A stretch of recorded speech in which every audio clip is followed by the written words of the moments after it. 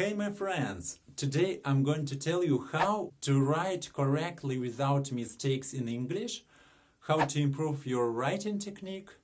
Okay, let's go. First of all, I want to tell you that if you have a tutor, you should write down essays. And you write down essays about a topic you like. It might be a holiday, or your hobby, or sport, any topic. And give this essay to your tutor to check. Or sometimes there is no need to hire a tutor to check up your essays because there is a great application on the internet, like its extension to Google Chrome, some kind of extension. It's called Grammarly, and you install this extension into Google Chrome, and after that you can write something on the internet, and Grammarly will check your spelling. If you're doing your home task, or you study English in your English classes, or you study yourself, don't be lazy to write everything down. Because sometimes we can think, okay, I know how to write it down and I won't write it because it's too easy. No, you write everything down just because this drilling activity helps you to repeat and repeat and repeat the words. Every time you write and you remember them immediately, you memorize them forever.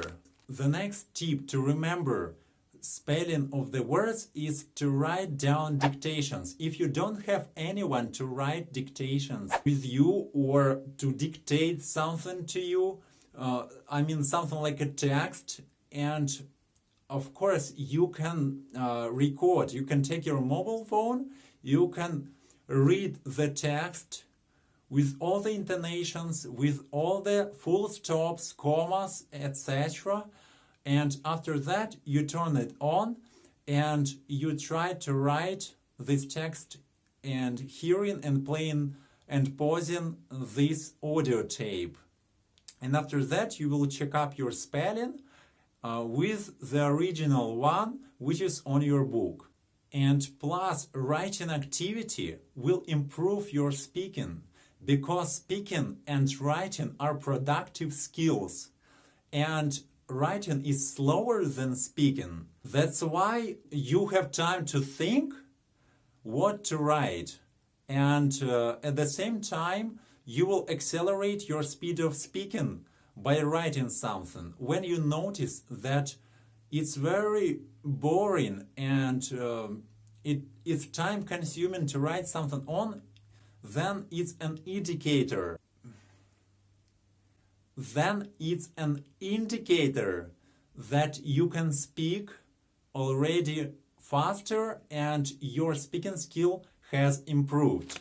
Furthermore, if you write these words down somewhere into the dictionary, into the textbooks, or anywhere else, for example, you see the words on the blackboard and you write these words to your copybook, you are looking at this word at the same time as you're writing, and your writing skill won't improve significantly doing like that.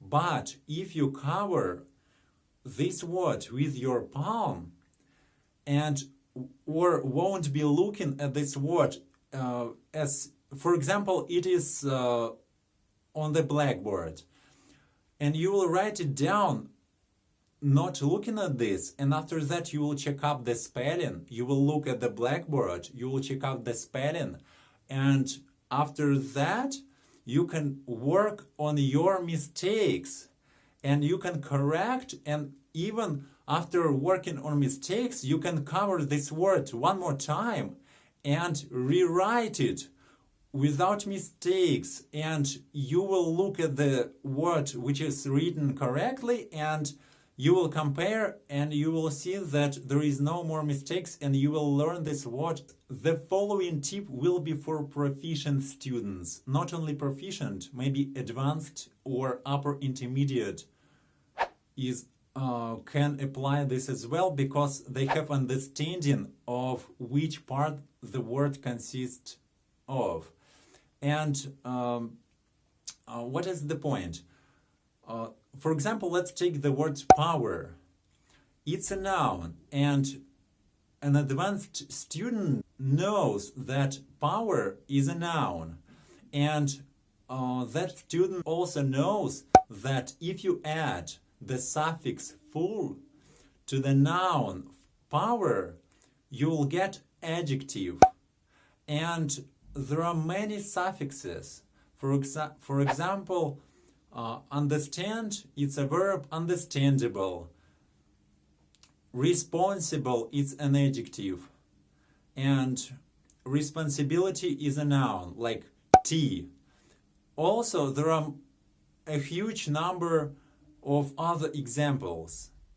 Go to the next method. There is one more method, which is called in the Russian language abracadabra. And this method may be one of the most useful, I think, how to write the words correctly, not looking at them. What is the point of this method? For example, let's take the word language. And in this language, there are millions of letters. And it's written in absolutely different way as it is pronounced. And with the method abracadabra, you should spell each letter as it really is differently. And you should pronounce every letter. Like, instead of language, you must remember language. And every letter is pronounced. Of course, you memorize that it's not correct, it's only for writing, like language, language. Or let's take the word daughter. Daughter or daughter in the British version of English pronunciation. And we know that there are only two syllables, like do-te or daughter. But there are also millions of letters in this word, and it's so difficult to remember, especially if you're a beginner in English, and this word must be like pronounced at the first, when you start studying English, like daugter. And after that you will remember all this. And we can apply this method to every word, but of course don't get used to it, because you should apply this method only to the words which is so difficult to remember how to write. And one of my students wrote a dictation, and he wrote down the word fight with the correct reading type, reading technique and writing technique, because he knows how to read the words correctly and how to pronounce them using the English rules. But this wasn't correct, because the rules and what is English really is like is different stuff.